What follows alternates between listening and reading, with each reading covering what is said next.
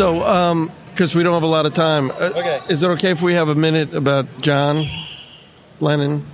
Sure. Or Sure. Or just, because Oh my God, that must have been You have a minute for John Lennon? A proverbial minute. But what was the first day like of that? We talked to Rod a little bit about that, but your experience As a producer, Yeah. with John. Yeah. I mean, I spent a lot of time with John before I got to produce him, and we got to be pretty good friends. And he trusted me with Yoko's work as well, Right. which we did a lot of, didn't we? But we hung out during the years in L.A. Right. and Madness, and Oh, you were out there. I was out there, doing Alice Cooper. Wow. So we had a relationship that went beyond the studio, which to him I think meant that I had no agenda with him. Right. What was it like putting him on mic? What was that? Yeah. I couldn't imagine what that would be. He was, I mean, he knew how to work that mic like nobody else Right. I'd ever seen. Right. He used to have, when we were doing Double Fantasy, he had this, he didn't like to use a pop filter. And what he would do is, if he knew there was an S or a P coming up, he'd catch it. His hand would go across, catch the P or the S, and then throw it away while he was singing, which was pretty wild to watch somebody do that. But and I've been asked this, like, who was the easiest artist I've ever produced? It was him. He really drew the line between what a producer does and what the artist does, and he didn't come over and into my territory ever. Amazing. I mean, he was there for the mix, and God, who you couldn't have anybody better to be sitting next to. But he would do 5 vocals. He'd say, "Put them together. Let me know. I'll come out and I'll double it when you finish. When you find the one you like." I'd combine the 5 vocals into one. He'd come out, listen to it once, and he'd double it. The thing was that when I got to do Double Fantasy, John was very insecure at that point. He wasn't. I mean, no one knew we were making that record for a month. When I was rehearsing the musicians, what I had done was I charted all of the songs he sent me on a cassette from Bermuda. And my first reaction when I heard the cassette, he asked me, he said, well, he called me up, he said, what do you think of these songs? He didn't like them at all. A good number of them were for Ringo's album. And which he talked about at the end of, another shit song, I'm giving this one to Richard Starkey, would be at the end of a song. And when he asked me what I thought, and they were very primitive demos, done on a boombox, he asked me what I thought, and my first reaction was, I can't do any better, to tell you the truth. I think you should just release these. They're incredible. I mean, yeah, they were primitive, but it was a whole other, and he just laughed at me. He said, no, we're going in the studio to do this for real. I said, okay. But I mean, I almost got myself out of a gig, which was a pretty good one. But he said, listen, no one can know what we're doing here because at any moment this could stop. And if the news people get hold, or the press gets hold of that I'm making a record and I fail at it, I'm going to feel like a fool. So I don't want anyone to know we're making this record.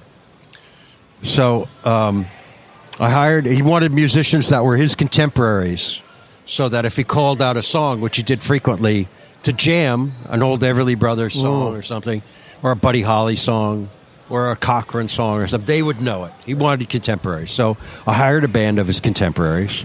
I put together really amazing guys. Tony Levin, Hugh McCracken. Just wonderful players. And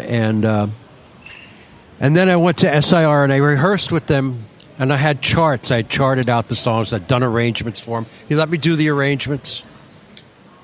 And I'd have them play, and I would sing the melody line on a mic. And they were like, whose record are we making? Guys, I hope it's not yours, because you sound like a frog. Because I was singing everything an octave lower, really, than he was. And they didn't know for 2 weeks. And what I would do is I would record the rehearsals at SIR and then go back to the Dakota and literally jump in bed with him. He liked to work in bed. I'd jump in the bed with him, and he had around his bed. He was surrounded by instruments and tape machines and TVs and just all around the bed, everything. And he could reach behind him for an acoustic guitar, which was an Ovation, pull it off the wall, and listen to the cassette of the rehearsal. And he'd say, "Just change this a little bit." And he'd play me something. I'd go, "Okay," and then I would write that out, and then I'd go back the next day and make that change with the band. And this went on for 2 weeks. The band not knowing who we were recording. Amazing. Until the last rehearsal, which was at the Dakota. And I told the band, this rehearsal, meet me on the corner of 72nd Street and Central Park West. And I pretty much was suspicions confirmed when we met there. And we went up and we had a dry rehearsal in his apartment with acoustic instruments. That's amazing. And it was just so he could kind of get to know the band. But he knew some of them. In fact, what he said to Hugh McCracken was great. Hugh McCracken was in Wings with Paul, and he said, that the work you did with Paul was very good. Oh, thank you, John. And he says, that was just a rehearsal for what you're going to do with me. So anyway, we dry rehearsed, and the next day we were going into the studio, which was also sworn to secrecy, the old Hit Factory on 48th Street. Yes. The old one, near 10th Avenue. Out of the way place. No one would see him. A record plant, they'd see him going in and out. At this place, they wouldn't. And so we rehearsed dry the songs, and on the way out, I think it was Tony Levin, Hugh McCracken, myself, were talking to him as he was walking us out of the door. Now, at the door, he had a Fender Rhodes piano, so that when he came in the door, if he had an idea and a cassette machine, he could sit down at the piano and play. Or if he was leaving and he had an idea before he left, he could sit down at the piano and play. And so we were walking out the door, and he said, "Oh, wait, Jack." He said, "I just wrote this the other day, and it wasn't on any of the tapes that I gave you." He said, "But I think it's got like a Roy Orbison kind of feel. Let me play it for you." So Tony and you and myself stopped, and he sat down and he played "Starting Over." Jeez. And I said, well, "That's a fucking single. Yeah. It's great, and it tells this whole story of what we're doing, and it should be the first song that we record, and this way we can rehearse it with the band and play it right away." And so that's what it was. It just felt great to work with him. Of course, he was very grounded at that point. Right.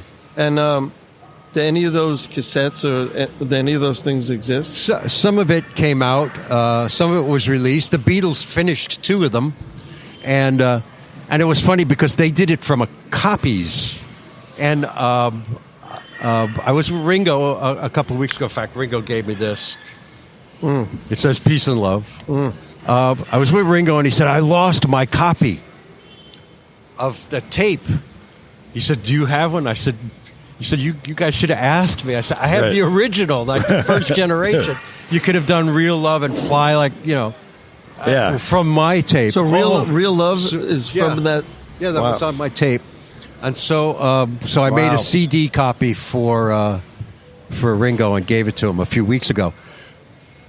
But the thing is, on my copy, there are John Lennon songs that that no one has ever heard. Right.